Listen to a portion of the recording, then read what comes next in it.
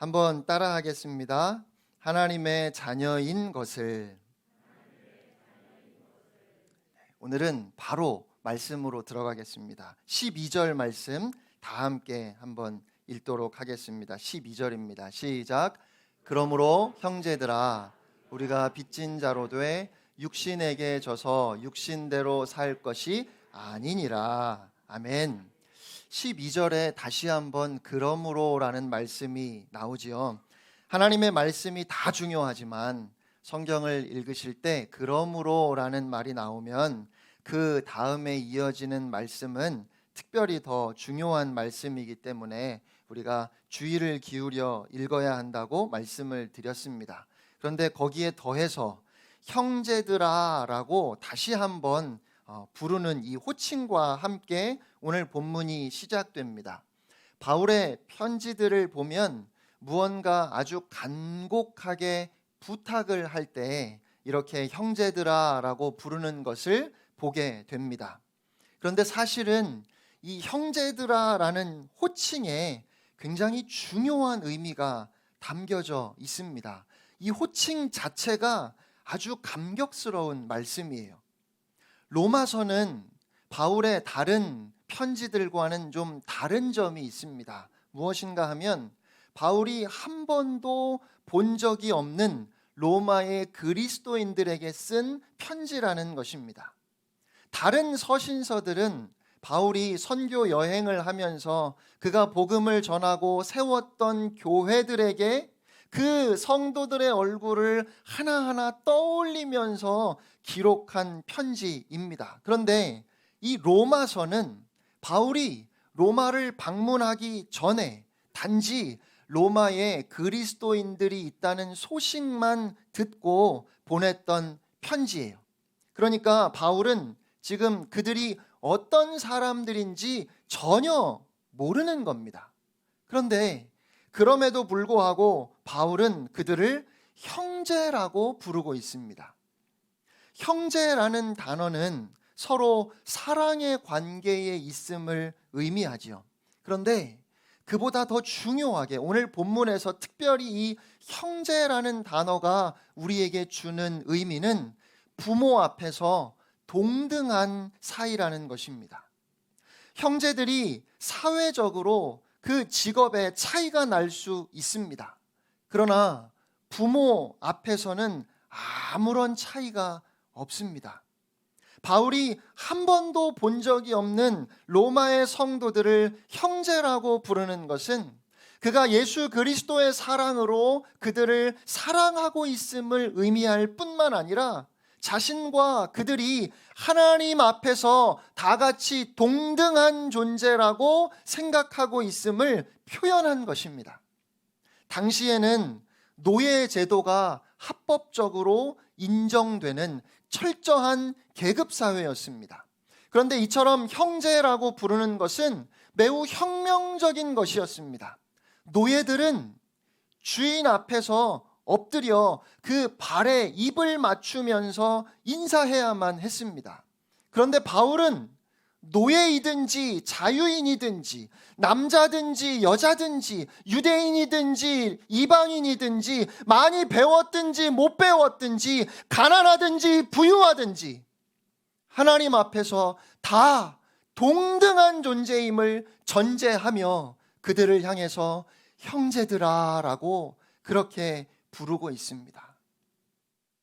그런데 어쩌면 오늘날에는 노예 제도가 있는 것도 아닌데 우리가 사는 사회가 계급 사회도 아닌데 우리는 서로를 형제와 자매로 하나님 앞에서 동등한 존재로 여기지 못하는 것은 아닌지 오늘 우리의 모습을 돌아보아야 하겠습니다.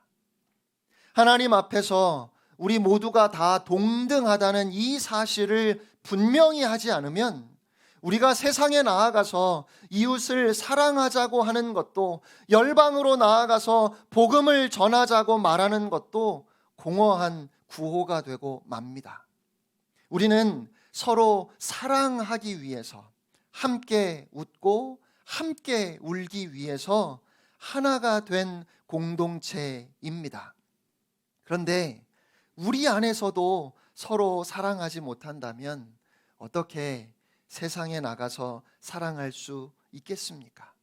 교회 안에서조차 한 형제요, 한 자매임을 확인할 수 없다면 어찌 알지 못하고 보지 못한 사람들에게 사랑을 나눌 수 있겠습니까? 사랑하는 성도 여러분, 그리스도 예수 안에서 우리는 다 동등한 형제요, 자매입니다. 하나님 아버지 앞에서 우리는 다 같은 자녀들임을 믿습니다. 이 놀라운 사실을 오늘 본문이 우리에게 말씀하고 있습니다. 12절 말씀을 다시 한번 함께 읽겠습니다. 시작. 그러므로 형제들아, 우리가 빚진 자로 돼 육신에게 져서 육신대로 살 것이 아니니라. 아멘. 바울은 우리가 빚진 사람들이기 때문에 육신을 따라 살면 안 된다고 증언합니다. 우리가 누구에게 무슨 빚을 졌을까요? 예수님께 사랑의 빚, 생명의 빚을 졌습니다. 예수님께서 자기 생명을 내어 주심으로, 그 생명을 버리심으로 우리의 모든 죄를 구속해 주셨고 우리를 살려 주셨습니다. 우리는 그렇게 예수님께 생명의 빚을 진 채무자입니다. 그러므로 채권자이신 예수님께 빚을 갚는 것은 우리에게 당연한 의무입니다. 여러분이 다 빚진 자라고 빚을 갚아야 한다고 하니까 기분이 안 좋으신가요? 빚을 졌는데 안 갚으실 겁니까? 갚아야죠. 빚을 졌으면 갚는 것이 당연합니다. 그러면 어떻게 빚을 갚을 수 있을까요? 13절 말씀입니다. 너희가 육신대로 살면 반드시 죽을 것이로되 영으로서 몸의 행실을 죽이면 살리니. 우리가 그리스도의 빚을 갚는 길은 육신이 아니라 성령을 따르는 것입니다. 영으로서라는 말씀은 성령을 쫓아라는 의미입니다. 여러분, 성령님을 쫓아 사는 것이 빚을 갚는 길이랍니다. 그런데 이게 말이 안 돼요.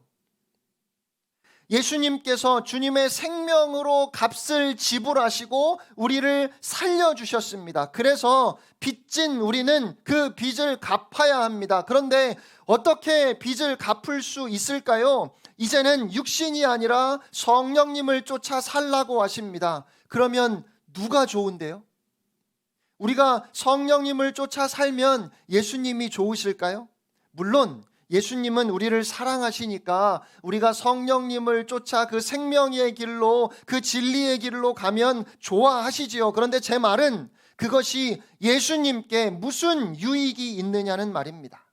사실 엄밀히 말해서 우리는 빚을 갚을 수 없습니다. 죽었다 깨어나도 못 갚아요. 주님이 생명을 주셨으니까 그러면 저도 저의 생명을 드리겠습니다.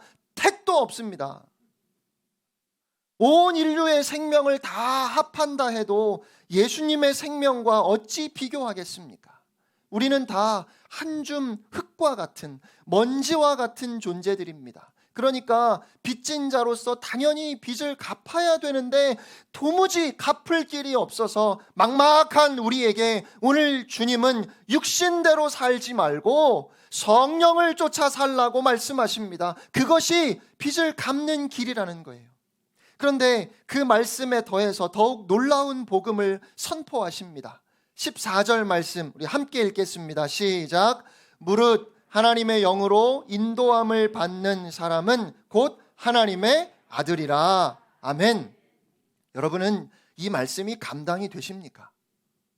하나님께서 오직 은혜로 우리를 구원해 주셨습니다. 모든 죄로부터 자유하게 하셨습니다. 죽음의 공포로부터 해방되었습니다. 우리에게 영원한 생명이 주어졌습니다. 이건 정말 감당할 수 없는 은혜입니다. 그런데 거기에 더해서 오늘 주님은 우리에게 우리의 신분이 달라졌음을 말씀하십니다. 육신대로 살지 말고 성령님을 쫓아 살라고 하시고, 그것이 예수님께서 그 생명으로 우리를 구원해 주신 그 은혜를, 그 빚을 갚는 길이라고 하시는데, 그렇게 우리가 성령을 쫓아 살 때 성령님은 또 우리에게 새로운 신분을 주시고 그 신분에 따른 특권을 보장해 주시는 겁니다. 우리가 받은 새로운 신분은 하나님의 자녀입니다. 우리는 성령님의 역사를 통해서 하나님을 아빠, 아버지로 부를 수 있게 되었습니다. 15절 말씀 함께 읽겠습니다. 시작. 너희는 다시 무서워하는 종의 영을 받지 아니하고 양자의 영을 받았으므로 우리가 아빠, 아버지라고 부르짖느니라. 아멘. 양자의 영은 성령님을 말씀합니다. 그러니까 우리가 하나님을 아버지라고 부르는 것은, 여러분 다 하나님을 아버지라고 부르시지요? 그렇게 우리가 하나님 앞에 기도할 때 하나님 아버지라고 부를 수 있는 것은 우리 안에 성령님이 계시다고 하는 증거입니다. 우리 중에 누구도 날 때부터 하나님의 자녀이었던 사람은 없어요. 본래 하나님의 아들은 예수님 뿐입니다. 우리는 다 죄의 종이었습니다. 그런데 우리가 예수님을 영접하고 우리에게 성령님이 임하시면서 우리가 하나님의 자녀가 된 것입니다. 우리가 하나님의 양자가 된 것입니다. 양자라는 말이 우리 사회에서는 그렇게 좋게 귀하게 여겨지지 않는 것 같아요. 그러나 이 성경이 기록될 당시 로마의 문화권에서 양자는 정말 특별한 은혜였고 혜택이었습니다. 양자를 삼을 때 자녀가 부모를 택하는 것이 아니지요. 전적으로 부모가 자녀를 택합니다. 그러니까 하나님께서 우리를 양자 삼으셨다는 것은 하나님께서 우리를 선택하셨다는 것입니다. 하나님의 자녀로서, 양자로서의 지위를 얻기 위해서 우리가 한 것은 아무것도 없습니다.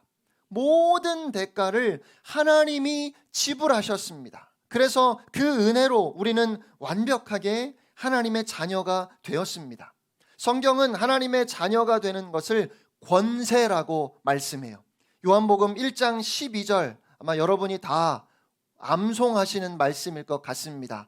영접하는 자, 곧 그 이름을 믿는 자들에게는 하나님의 자녀가 되는 권세를 주셨으니. 너무 당연한 말씀입니다. 온 우주의 주인이신 창조주 여호와 하나님의 자녀가 되었으니까 이보다 더한 권세가 어디 있겠습니까? 그러니 선택을 받은 우리의 입장에서 이건 정말 감당할 수 없는 은혜입니다. 그런데 로마인들은 양자를 택하는 부모들도 친자식은 내 마음대로 선택할 수 없지만 양자를 드릴 때는 신중하게 생각해서 자신의 뜻을 잘 이을 수 있는 사람을 선택할 겁니다. 그래서 오히려 자기가 낳은 자식보다 양자가 자신의 선택의 의지가 더 들어있다 생각했기 때문에 로마 문화권에서는 양자를 자기가 낳은 자녀와 조금도 차별하지 않았습니다. 심지어 때로는 자기가 낳은 자녀보다 더 높게, 더 귀하게 대우했다고 합니다. 그렇게 부모는 양자를 삼고 가장 먼저 가정교사를 붙여줍니다. 그러면 가정교사는 양자에게 그의 부모가 어떤 분인가를 잘 가르치고 또 부모가 원하는 교육을 충실하게 합니다.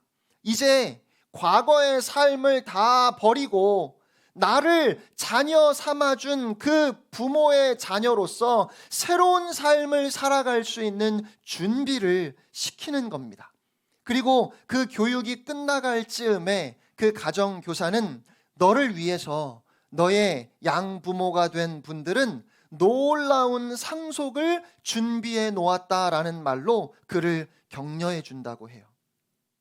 여러분, 성령님이 하시는 일도 똑같습니다. 성령님이 우리를 찾아오셔서 가장 먼저 하시는 일은 하나님을 아빠, 아버지라고 그렇게 인식하고 부르게 하시는 겁니다. 양자의 영을 받았으므로 하나님을 아빠, 아버지라고 부른다고 했습니다. 아빠라는 말은 원래 아람어입니다. 그리고 아버지는 헬라어를 번역한 것입니다. 아람어에서는 아버지라는 경어가 없어요. 우리말에 아빠에 해당하는 말밖에 없는 겁니다. 여러분, 본래 유대인의 전통에서는 하나님의 이름을 부르는 것이 감히 할 수 없는 일이었지요. 성경을 읽다가 여호와, 야훼라는 하나님의 이름이 나오면 그 단어 앞에서 멈추면서 차마 그 단어를 입에 올리지 못하고 아도나이, 주님이라고 바꾸어서 읽었습니다. 성경을 필사하던 사람들도 하나님의 이름 여호와를 써야 할 때는 필사를 멈추고 손을 씻고 마음을 단정히 하고 그리고 그저 글씨를 쓰는 것인데 그것도 조심스러워서 아도나이라고 바꿔서 기록했어요. 그 전통을 이은 새번역 성경을 보시면 하나님의 이름 여호와가 한 번도 안 나옵니다. 다 주님이라고 그렇게 바꾸어서 번역이 되어 있어요. 여러분은 그렇게 하나님의 이름을 부르는 것이 조심스러워서 그 이름을 부르지 못한 것에 대해서 어떤 생각이 드십니까? 너무 지나치다 싶으십니까? 꼭 그렇게까지 해야 하느냐고 말씀하시겠습니까? 그런데 사실은 그것이 맞아요. 우리는 정말 거룩하신 하나님의 이름 앞에서 조심스러워야 합니다. 하나님은 그렇게 우리의 최고의 경배를 받으시기에 합당하신 분이십니다. 그런데 예수님께서 우리에게 기도를 가르쳐 주시면서 하늘에 계신 우리 아버지라고 부르라고 가르치셨습니다. 만약에 예수님께서 이것을 아람어로 말씀하셨다면 말씀드렸듯이 아람어에는 아버지라는 그런 높이는 표현이 없기 때문에 예수님의 말씀을 그대로 번역하면 하늘에 계신 우리 아빠라고 하는 것이 맞을 거예요. 여러분, 이것은 엄청난 특권입니다. 온 우주를 창조하신 하나님, 그래서 온 우주의 주인이신 하나님, 오늘도 온 세상을 다스리시는 하나님을 아빠라고 그렇게 부를 수 있는 이 놀라운 특권을 하나님께서 우리에게 주셨다는 말입니다. 자녀가 아무리 잘못을 저질렀더라도 아버지 앞에 가서 아버지를 아빠라고 부를 때 그 순간 그 아이의 모든 허물이 다 덮어집니다. 우리가 어떤 잘못을 저질렀더라도 하나님 앞에 나아가서 아빠, 아버지라고 부르는 그 순간 우리의 모든 죄가 다 깨끗이 사라진다는 것을 믿으시기 바랍니다. 하나님께서 그 자녀가 된 우리를 절대로 정죄하지 아니하십니다. 용서하시고 우리가 다시 일어설 수 있도록 우리를 붙잡아 주시는 아버지이십니다. 성령님은 그렇게 우리가 하나님을 아빠, 아버지라고 부르게 하시고 또한 하나님 아버지께서 원하시는 것을 계속해서 우리에게 가르쳐 주십니다. 성령님은 가정교사와 같은 역할을 하십니다. 우리가 예수님을 믿기 전에는 율법이 우리의 가정교사였습니다. 율법은 몽학선생으로 끊임없이 우리를 정죄했습니다. 그러나 우리의 새로운 가정교사이신 성령님은 우리를 정죄하지 아니하시고 오히려 하나님이 우리의 사랑하는 아빠이심을, 그 아버지가 원하는 것이 무엇인지를 우리에게 가르쳐 주시고 또 우리가 그 길을 갈 수 있도록 친히 우리를 인도해 주시고 우리를 안아주시고 뒤에서 밀어주시고 앞에서 끌어주시고 한순간도 우리를 홀로 버려두지 아니하시고 성령님이 우리의 손을 꼭 붙잡고 그 길을 함께 가시는 줄로 믿습니다. 그뿐만 아니라 성령님은 우리가 하나님의 자녀임을 계속해서 증언하십니다. 16절 말씀입니다. 성령이 친히 우리의 영과 더불어 우리가 하나님의 자녀인 것을 증언하시나니. 아멘. 하나님이 정말 나의 아버지이실까? 혹시 이곳에 그것이 아직 잘 믿어지지 않는 분이 계십니까? 내 부모님이 친부모인지 아닌지 어떻게 알 수 있을까요? 부모님이 여러분을 낳는 것을 보셨습니까?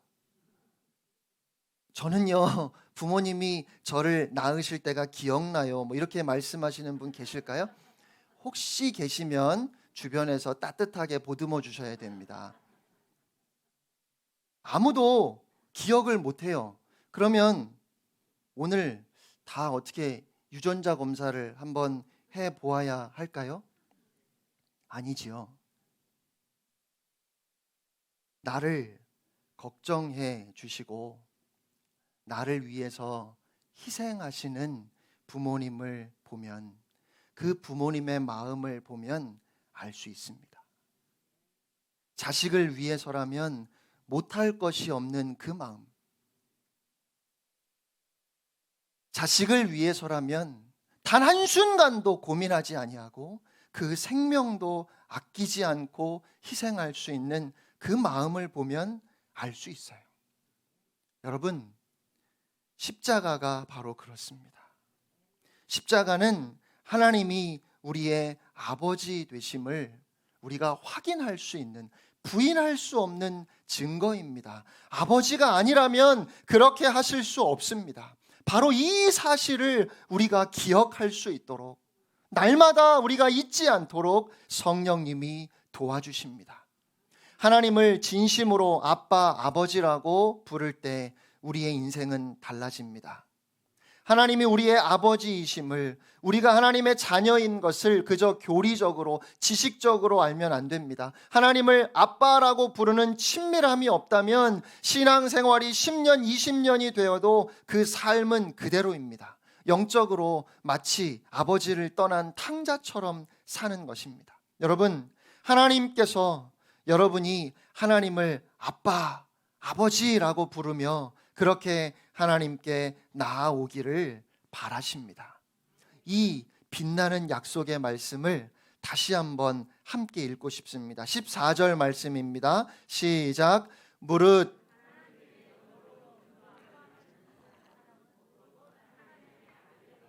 아멘, 아멘. 새로운 가정교사이신 성령님이 또 우리에게 이렇게 말씀하십니다. 너의 아버지는 너를 위해서 이런 놀라운 상속을 준비하셨어. 너는 아버지의 상속자야. 17절 말씀이지요. 함께 읽겠습니다. 자녀이면 또한 상속자, 곧 하나님의 상속자요 그리스도와 함께한 상속자니 우리가 그와 함께 영광을 받기 위하여 고난도 함께 받아야 할 것이니라. 아멘. 하나님의 상속자라면 엄청난 신분의 사람입니다. 그리고 엄청난 부자입니다. 그런데 예수님을 믿으면서도 여전히 가난하다고 생각하는 분들이 많습니다. 가난하지는 않아도 그렇다고 부자는 아니라고 그렇게 생각하는 분들이 많아요. 그것은 여전히 우리가 세상의 영으로 살고 있기 때문입니다.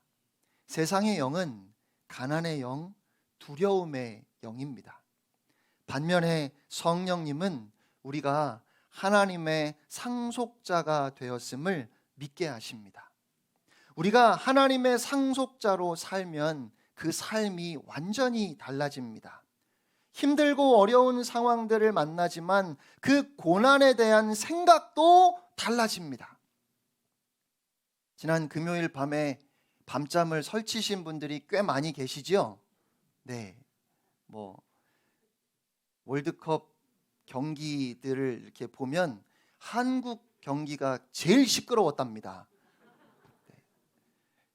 다들 애국자인 것 같아요. 그렇죠? 그런데 이럴 때는 그래요. 이럴 때는 그냥 다 애국자인 것 같아요. 다 너무 나라를 사랑하는 것 같아요. 그런데 진짜로 애국자인지 그렇지 않은지는 나라가 어려움에 처할 때 알게 됩니다. 마찬가지로 하나님의 나라 상속자로 고난을 당하는 모습을 보면 우리의 믿음이 어떠한지를 알 수 있습니다. 일제 치하에 있을 때 우리나라의 많은 지도자들, 학식이 높은 사람들이 일본에 협력했습니다. 아마도 조선이 독립할 가능성은 없다고 생각했기 때문일 겁니다. 미련하게 되지도 않을 독립운동을 하기보다는 일본에 협력해서 사는 것이 지혜롭다 생각했을 겁니다. 그런데 그 대가가 얼마나 비참합니까? 그로 인하여 후손들이 얼마나 부끄럽게 살아갑니까?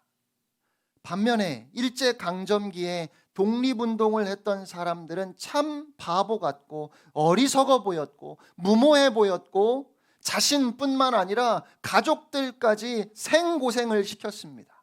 하지만 그래도 이 나라를, 이 민족을 사랑했기에 독립운동을 했습니다. 그 결과 후손들이 얼마나 자랑스럽게 살아갑니까? 하나님의 나라도 마찬가지입니다.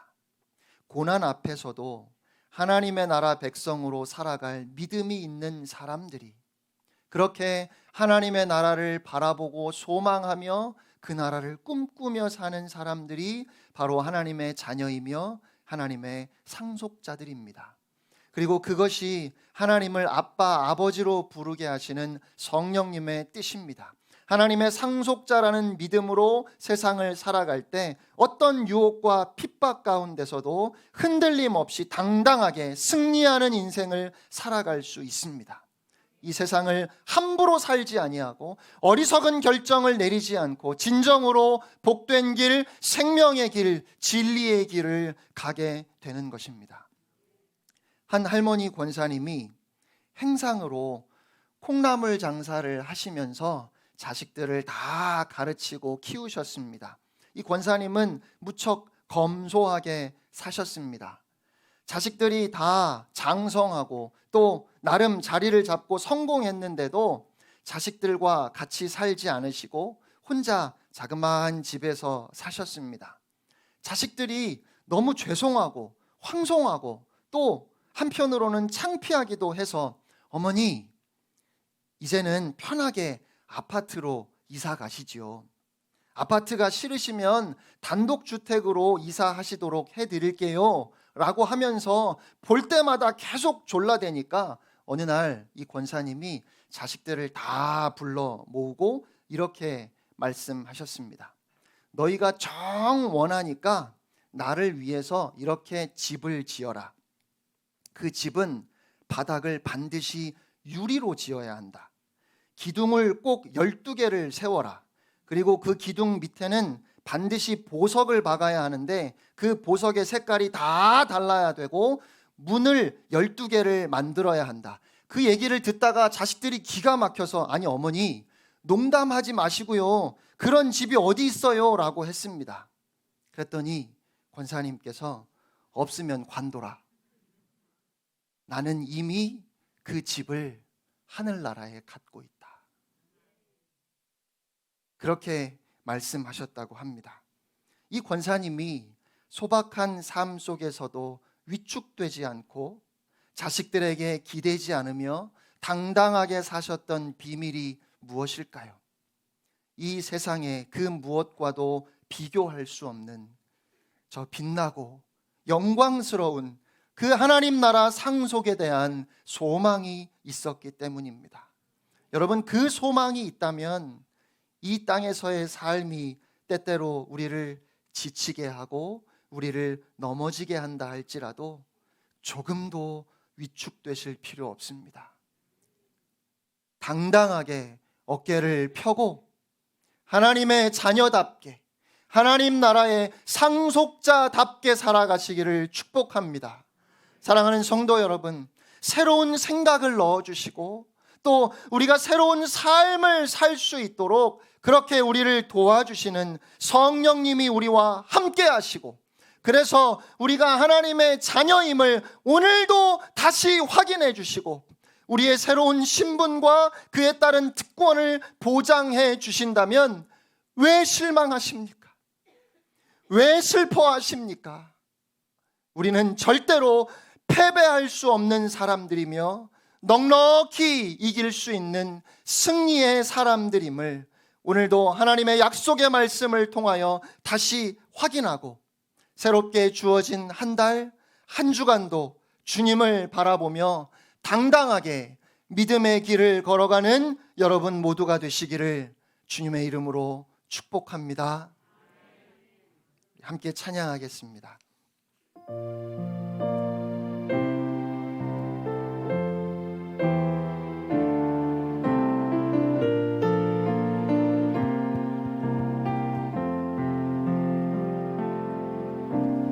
왜 슬퍼하느냐, 왜 걱정하느냐,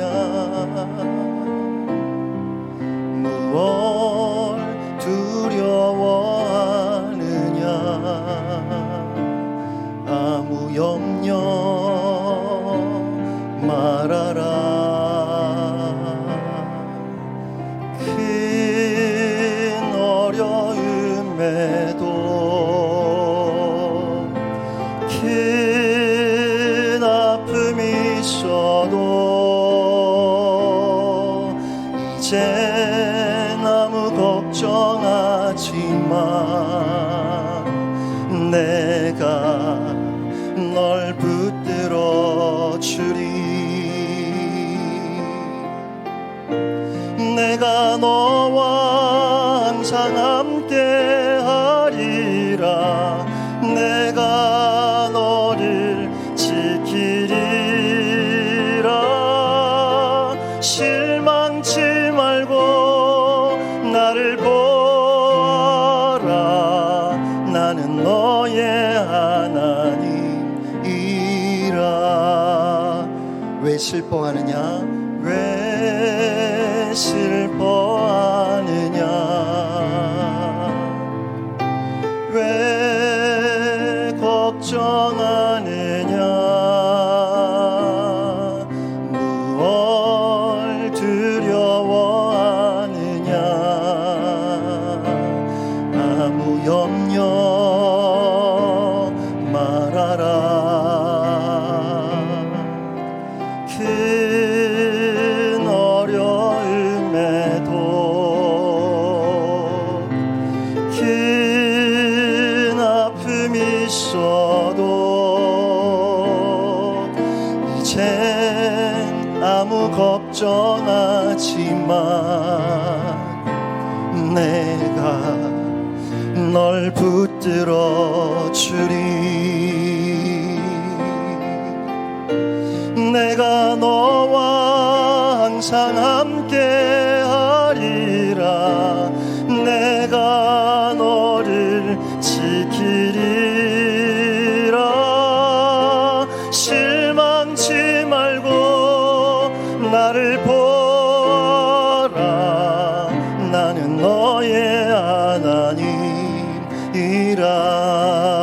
내가 너와 항상 함께 하리라. 내가 너와 항상 함께 하리라. 내가 너를 지키리라. 실망치 말고 나를 보아라. 나는 너의 하나님이라. 실망치 말고 나를 보라. 나는 너의 하나님이라.